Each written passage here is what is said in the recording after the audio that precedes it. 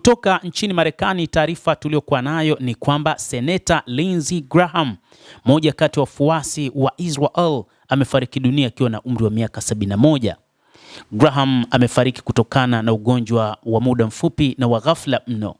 Graham ambaye alikuwa na umri wa miaka 71 alikuwa seneta mashuhuri wa Republican kutoka katika jimbo la South Carolina. Mapema katika taaluma yake alikuwa mkosoaji mkubwa wa Rais Donald Trump kabla ya kuwa mmoja wa washirika wake waaminifu zaidi. Katika kipindi cha miaka miwili ya rais wa Marekani Donald Trump, Lindsey Graham alikuwa moja kati ya watu waaminifu mno kwa rais wa Marekani Donald Trump, na alikuwa moja kati ya watu waliokuwa wakitoa miongozo ya namna ya rais huyo wa Marekani nini cha kufanya, hasa katika masuala ya sera za kigeni. Hata hivyo, wa Israel wamemuita mfuasi sugu wa taifa la Kiyahudi seneta wa Kimarekani Lindsey Graham.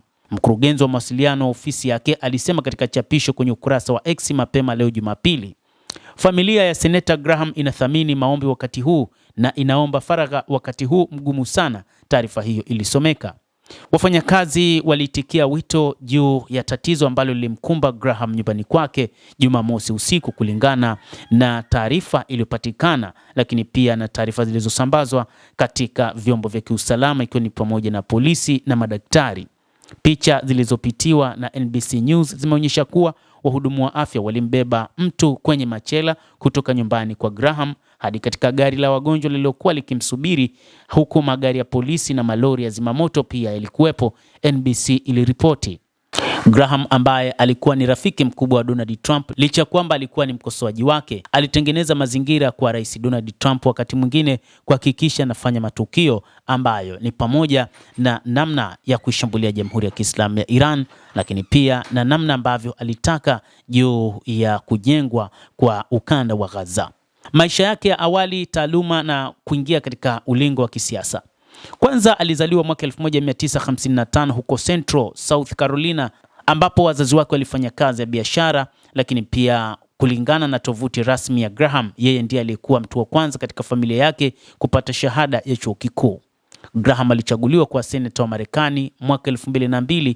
Kabla ya kuhudumu katika baraza hilo la juu la bunge, alichaguliwa kuwa mbunge katika baraza la wawakilishi la Marekani mnamo mwaka 1994, akiwakilisha eneo la tatu la uchaguzi la South Carolina kulingana na tovuti yake. Mwaka 1995 Graham alijiunga na kikosi cha akiba cha jeshi la anga la Marekani US Air Force Reserves wakati wa operesheni za kijeshi za Marekani nchini Iraq na Afghanistan. Graham alitumia ujuzi wake katika sheria za kijeshi, tovuti inaeleza. Graham alistaafu kutoka katika kikosi cha akiba cha jeshi la anga mwezi Juni mwaka 2015 akiwa amehudumia nchi yake akiwa katika utumishi wa kijeshi kwa miaka 33. Alistaafu akiwa na cheo cha kanali.